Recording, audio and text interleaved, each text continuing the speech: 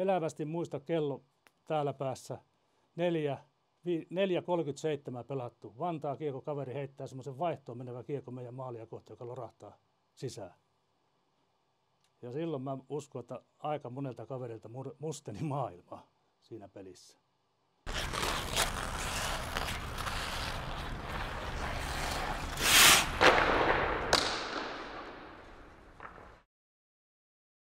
Jukurien 80-luku oli varsin värikäs. Urheilullisesti se ei ollut ehkä seuran parasta aikaa. Jukurit pelasi 80-luvun aikana 3 noususta, mutta se jäi lopulta aina vain haaveeksi. 80-luvun aikana Jukureilla oli peräti 8 eri päävalmentajaa.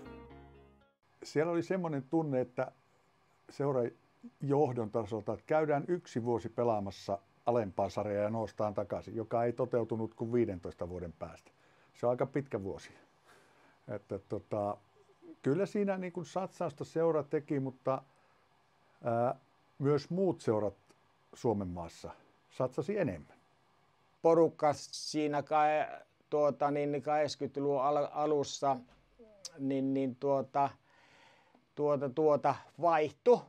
Siinä kokeneet pelaajat jäi syrjään ja siinä tuli sitä nuorisoa sitten ja vähän kokemattomampaa ja ehkä se sitten semmoista voi sanoa, että odotettua tai toivottua nousua niin ei saatu aikaiseksi. No sehän tosissaan se alkoi se 80-luvun niinkin hienosti, että oltiin just tiputtu divarista tonne 2. ja siinä ruvettiin sitten niinku rakentelemaan uutta porukkaa. Et osa kokeneesta lopetti ja osa jatkoi. Ja näin menti se ensimmäinen kausi sitten ja siinä nyt ei mitään ihmettä kukaan odottanutkaan eka kaudelta eikä toka kaudelta, mutta sitten väitän, että 82-83 joukkue, mikä Jukurit kasasi 2. divisioonaa, se oli joukkue, jolla oli aito mahdollisuus nousta divisioonaan. Se oli hyvä joukkue, kun aina tietysti sarjataso pitää muistaa, mutta se oli hyvä joukkue. Hyvä joukkue sinä vuonna ja ollaan monta kertaa mietitty, että mikä siinä meni siinä joulutaululla pieleen. Tosissaan, että siihen asti oltiin niinku hakattu porukka kuin porukka, hyvä syksy takaa, niin pelattiin kovia harjoitusotteluita Jokipoikia, KK:ta vastaan, jotka tähtäisi liikaa. Heiteltiin niitä tulle ja sama kävi siinä sarjassakin, että oltiin jouluasti aivan ylivoimaisia. Sitten kelkka kääntyi ja se alamäki oli raju. Sitä tultiin, ei mikään ei käynyt siinä, mikään ei onnistunut ja sitä piettiin palaveria ja yritettiin kääntää suuntaan, mutta se ei vaan kääntynyt.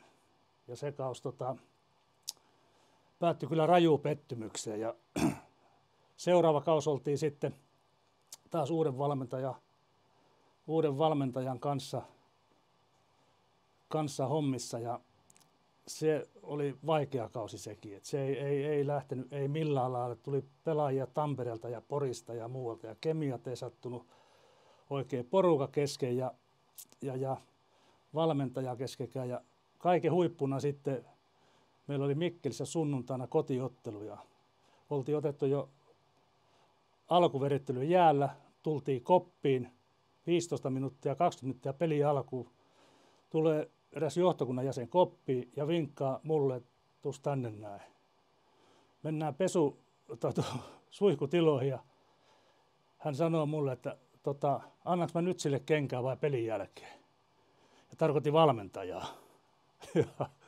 Aika paljon sitä oli koettu sitä 80-luvun alkua jo kaiken näköistä, mutta toi oli ihan uutta. Ja no se nyt saatiin sitten siinä hänen kanssa puhuttua, että rauhoitellaan vähän ja katsellaan sitten pelin jälkeen sitä asiaa. Ja tietysti siinä nyt porukkakin katsoi, kun meikäläinen tulee sieltä suihkutiloista sitten istumaan penkille ja joku saattoi kysyä, että mitä siellä tapahtui, mutta en hirvinnyt silloin sanoa. Mutta sitten kun kentälle luisteltiin, niin sitten jollekin piti purkaa, että hei, tällainenkin tapaus kävi tässä näin.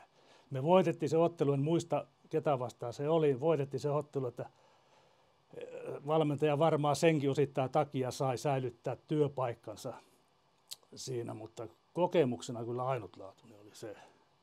Kohtalaisen, sanotaan, kovaa harjoiteltiin jo Jukka Penttisenkin mainitsemana 82-83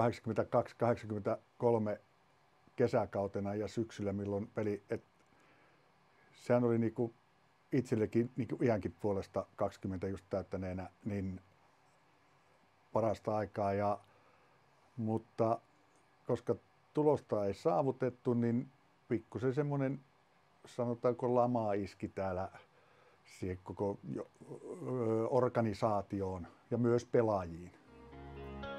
Yksi 80-luvun mielenkiintoisimmista hahmoista Jukureissa oli kauden 82-83 seurassa pelannut yhdysvaltalaishyökkääjä Chuck Marshall. Hän teki tuolloin lähtemättömän vaikutuksen yhdessä kaudessa. Marshall takoi 14 otteluun tehot 21+11. Joo, Marshallhan oli aika, sanotaan niin kuin meikäläinen odotti ehkä vähän isompaakin kaveria, mutta se oli semmoinen joku 175, mutta erittäin taitava kaveri ja pienen totuttelun jälkeen niin sehän oli välillä kanto joukkuettakin siellä, että oli erittäin tehokas ja kaiken tyyppinäkin ihan mukava ja semmoinen hyvin joukkueeseen solahti, että ihan todella hyvät muistot hänestä. Hyvin semmoinen rauhallinen nuori kaverin, voi sanoa, että melkeinpä koulupoika, että varmaan ei paljon yli 20 ollut, mutta mutta tosiaan pelimies. Hyvä kaveri. Se oli huippu ja sitten sanotaan kuitenkin se 82-83, että sellainen ketju kuin Joni Markkanen, Martti Salminen, Suk Marshall, niin ei niitä ihan joka kerta tule kakkosdivisiossa vastaan sellaista kenttää. Että kyllä se aika kova kenttä oli siihen aikaan. Muistan mä yhden hauskan tarinan just tästä Marshallista, kun oltiin tuolla Heinolassa pelaamassa ja Postonin poika katsoi ihmeessä, kun veti traktorilla sitä jäämattia perässä, niin Mattila Jukka sanoi sille, että täällä on moksiska, että viimeinen veti vielä hevosella, se varmaan uskosa. 80-luvulla Mikkeli sai viimein jäähallin. Mikkelin jäähalli valmistui vuonna 1982 Kalevankankaalla sijainneen vanhan tekojääradan paikalle. Sitähän odotettiin kuin kuuta nousevaa ja sitä välillä oltiin jo vähän niin kuin ennakko, että päästäisiin aikaisemmin sinne ja muuta.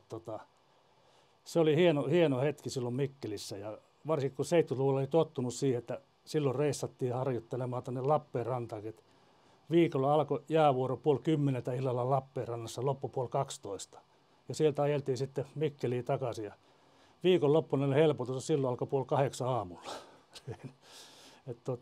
Toi kyllä jeesas paljon hallia, että päästiin niin vakio-olosuhteisiin ja vähän saatiin sitten muitakin paikkakuntia kiinni, mutta ei ehkä sitten kuitenkaan liiaksi saatu kiinni. No joo, mä tulin Kouvolasta silloin tänne ja sielläkään ei ollut hallia silloin. Silloinhan niitä tuli Jyväskylä ja Kouvola, Mikkeli, Joensuu samana vuonna. Niin oli se nyt ihan erilaista ruveta reenaamaan ja pelaamaan, kun ei tarvitse lumisadetta pelätä eikä pakkasia. Millaista mahtoi olla tuohon aikaan huoltajana toimiminen? Jukurien huoltajana toimi 80-84 Harri Pulkkinen. Jos siihen omaan tekemiseen ja tulemiseen, milloin aloitti, niin sitähän oli ihan noviisi. Jotain tajua oli, että mitä siellä niin kuin pitää tehdä, mutta kyllä se piti niin kuin ihan opetella kyllä ihan alusta ne hommat. Ja varmaan siinä tuli kaikennäköisiä töksyjä ja räpsyjä, mutta eipä nuo nyt mua ainakaan kovin pahasti kohdelleet, että kai se sitten onnistukin jollain lailla. Että terotettavien luistimien määrä, mikä siellä oli sen avotaivaan pelaamisen aikana, kun pojat tuli tuolta kentältä se hiekkaista kumimattoa pitkin koppiin, niin siellä oli joka ukon luistimet ottamassa seuraavaa iltaa terotettavaksi. No eipä se siitä hirveästi muuttunut, että kyllä niitä terotettiin ihan samalla lailla. Yksi Jukurien värikkäimmistä hahmoista 80-luvulla oli valmentaja Hannu Hänk Muhonen. Savonlinnalainen valmentaja luotsasi Jukureita kaudet 86 ja 88. Jukurit pelasi molemmilla kausilla aina kalkkiviivoille paikasta ykkösdivisioonaan, mutta hävisi ne ratkaisevat pelit.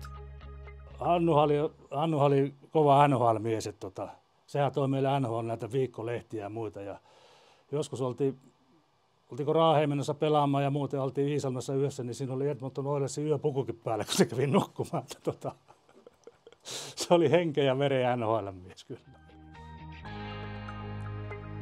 Jukurit oli 80-luvulla 3 kertaa lähellä nousua ykkösdivisioonaan. Kaudella 86-87 Jukurit voitti kakkosdivisioonan Itälohkon, mutta hävisi playoff-ottelun ykkösdivisioonan karsintasarjaan pääsystä Vantaan Kiekolle. 87-88 kaudella Jukurit sijoittui Itälohkossa toiseksi, mutta hävisi jälleen playoff-peleissä, tällä kertaa Kiekko Espoolle.